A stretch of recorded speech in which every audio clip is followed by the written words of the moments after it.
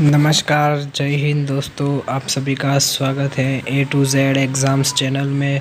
दोस्तों, आज के करंट अफेयर्स बिल्कुल तैयार है और वीडियो को शुरू करने से पहले आप सभी चैनल को सब्सक्राइब कर दें, वीडियो को लाइक कर दें और अपने दोस्तों में शेयर करें। तो दोस्तों, मैं हूं जयेश लुहार और आज के करंट अफेयर्स को हम शुरू करते हैं। तो दोस्तों, पहला प्रश्न है, आरबीआई की हालिया घोषणा के अनुसार, यानी कि आरबीआई ने जो हाल ही में घोषणा की है, दिसंबर 2020 से किस सेवा को 2400 घंटे उपलब्ध कराया जाएगा। यानी कि आरबीआई जो रिजर्व बैंक ऑफ इंडिया है, जिसने घोषणा किया है कि दिसंबर 2020 से जो सेवा है वह 2400 घंटे उपलब्ध कराई जाएगी, वह है आरटीजीएस सेवा। भारतीय रिजर्व बैंक के गवर्नर शक्तिकांत दास ने घोषणा की है कि रियल टाइम ग्रॉस सेटलमेंट यानी कि आरटीजीएस भुगतान प्रणाली दिसंबर 2020 से 24 घंटे उपलब्ध रहेगी।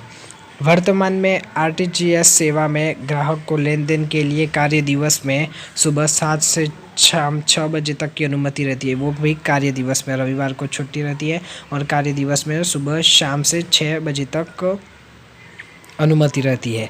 और आरटीजीएस के माध्यम से प्रेषित की जाने वाली न्यूनतम राशि 2 लाख रुपये है, जिसमें कोई ऊपरी सीमा नहीं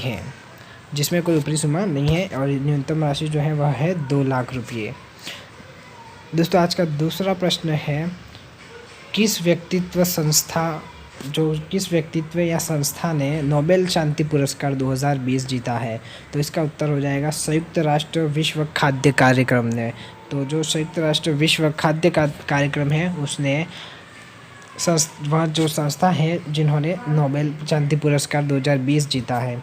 कोरोना वायरस महामारी के बीच लाखों लोगों को भोजन प्रदान करने के लिए संयुक्त राष्ट्र विश्व खाद्य कार्यक्रम यानी कि WFP को नोबेल पुरस्कार जो है नोबेल शांति पुरस्कार 2020 प्रदान किया गया है।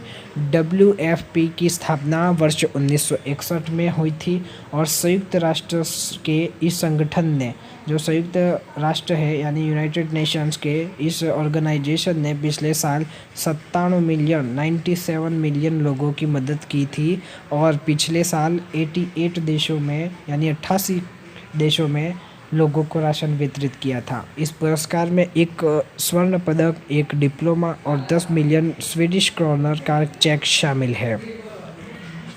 दोस्तों, तीसरा प्रश्न हम शुरू करते हैं। तीसरा प्रश्न है, 10 अक्टूबर 2020 तक कोवैक्स ग्लोबल कोविड-19 वैक्सीन, जो 10 अक्टूबर 2020 तक कोवैक्स ग्लोबल कोविड-19 वैक्सीन गठबंधन में शामिल होने वाली सबसे बड़ी अर्थव्यवस्था कौन सी है। तो जो सबसे बड़ी अर्थव्यवस्था है वह है चीन, यानी कि चाइना की जो अर्थव्यवस्था है वह सबसे बड़ी अर्थव्यवस्था है। अंतर्राष्ट्रीय वैक्सीन गठबंधन गेवी के साथ समझौते पर हस्ताक्षर करने के बाद चीन औपचारिक रूप से WHO यानी कि वर्ल्ड हेल्थ ऑर्गेनाइजेशन समर्पित वैश्विक कोविड-19 वैक्सीन पहल कोवैक्स के रूप में शामिल हो गया है। संयुक्त राज्य अमेरिका और रूस पहल से बाहर रहे हैं और इस पहल का लक्ष्य 2021 के अंत तक टीकों को 2 बिलियन खुराक वितरित करना है। यानी कि इसका जो टारगेट है, गोल है, वह है कि 2021 के अंत तक यानी कि दिसंबर 2021 तक टीकों की 2 बिलियन खुराक वितरित करना है। यानी कि लगभग संपूर्ण विश्व में इसकी जो टीके हैं यानी वैक्सीन है उसको पहुँचाना है। दोस्तों, आज का चौथा प्रश्न है कि DRDO द्वारा परीक्षण की गई स्वदेशी विकसित एंटी रेडिएशन मिसाइल का क्या नाम है। तो DRDO द्वारा जो परीक्षण की गई है वह रुद्रम मिसाइल है और रक्षा अनुसंधान और विकास संगठन DRDO यानी कि defence research and development organisation ने new generation anti radiation missile का सफल परीक्षण किया, जिसे रुद्रम 1 कहा जाता है। इस मिसाइल का परीक्षण बालासोर में एकीकृत परीक्षण रेंज ITR में किया गया और यह भारत की पहली स्वदेशी एंटी रेडिएशन मिसाइल है और इसे भारतीय वायुसेना द्वारा इस्तेमाल किए जाने वाले विभिन्न लड़ाकू विमानों से लॉन्च किया जाएगा।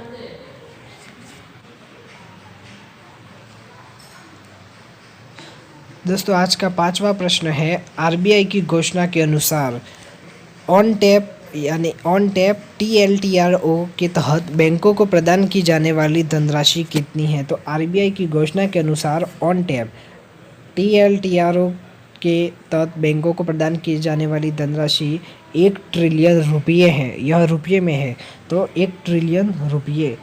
भारतीय reserve bank RBI reserve bank of India बैंकों को फंड पर ऑन टैप लक्षित दीर्घकालिक रेपो परिचालन यानी कि टीएलटीआरओ के तहत 1 ट्रिलियन रुपये की कुल धनराशि प्रदान करेगा। रियल एस्टेट और माइक्रो फाइनेंस सहित विभिन्न क्षेत्रों को ऋण प्रदान करके बैंकों द्वारा ऑन टैप फंड का इस्तेमाल किया जाएगा। धन के लिए ब्याज की दर पॉलिसी दर से जुड़ी एक फ्लोटिंग दर पर तय की जाएगी और 31 मार्च 2021 तक उपलब्ध होगी। दोस्तों आज का छठा प्रश्न है कि किस टेनिस खिलाड़ी ने रिकॉर्ड 13वीं बार फ्रेंच ओपन सिंगल्स खिताब जीत लिया है। तो राफेल नडाल ने 13वीं बार फ्रेंच ओपन सिंगल्स खिताब जीता है। दोस्तों आज का सातवां प्रश्न है, प्रधानमंत्री नरेंद्र मोदी किसकी 100वीं जयंती पर 100 रुपये के सिक्के का अनावरण करेंगे। तो राजमाता विजयराजे सिंधिया के जन्म जयंती पर। कौन सा क्रिकेटर टी20 में 10,000 रन बनाने वाला पहला एशियाई खिलाड़ी बना है। तो एशिया का जो पहला खिलाड़ी है वह है शोएब मलिक। शोएब मलिक ने ही 10,000 रन किए हैं। 9वां प्रश्न है, फाउंडेशन फॉर एनवायरमेंट एजुकेशन की ओर से भारत के कितने समुद्री तटों को ब्लू फ्लैग के लिए चुना गया है। तो ब्लू फ्लैग के लिए चुना गया है 8 समुद्री तट है वैसे। प्रश्न नंबर 10वां है कि 11 अक्टूबर को किस दिवस के रूप में मनाया गया है। तो अंतर्राष्ट्रीय बालिका दिवस के रूप में 11 अक्टूबर को मनाया गया है। 11वां प्रश्न है, किस महिला टेनिस जोड़ी ने लगातार दूसरी बार फ्रेंच ओपन का महिला युगल खिताब जीत लिया है। तो टीमिया बाबोस हंगरी और क्रिस्टियाना म्लादेनोविच फ्रांसवाल, यह इन दोनों ने महिला टेनिस जोड़ी में दूसरी बार फ्रेंच ओपन का जो युगल खिताब है वह जीता है। दोस्तों आज का 12वां प्रश्न है, भारत में स्थित ब्रिटिश उच्चायुक्त ने किसे एक दिन का अपना उच्चायुक्त बनाया है। तो केवल एक दिन के लिए चैतन्य वेंकटेश्वरम को भारत में स्थित ब्रिटिश उच्चायुक्त का एक दिन के लिए उच्चायुक्त बनाया है। 13वां प्रश्न है, किस अभिनेत्री एवं नेता को कांग्रेस पार्टी से इस्तीफा दिया व उसका नाम क्या है। तो खुशबू सुंदर है अभिनेत्री और नेता हैं जिसने कांग्रेस पार्टी से इस्तीफा दिया है। तो बहुत बहुत धन्यवाद दोस्तों, आज के करंट अफेयर्स को आपने अंत तक देखा है। आप वीडियो को लाइक कर दें, चैनल को सब्सक्राइब कर दें और हमारे आगे वाली वीडियो को ज़रूर देखें। तब तक के लिए जय हिंद दोस्तों, धन्यवाद बहुत बहुत।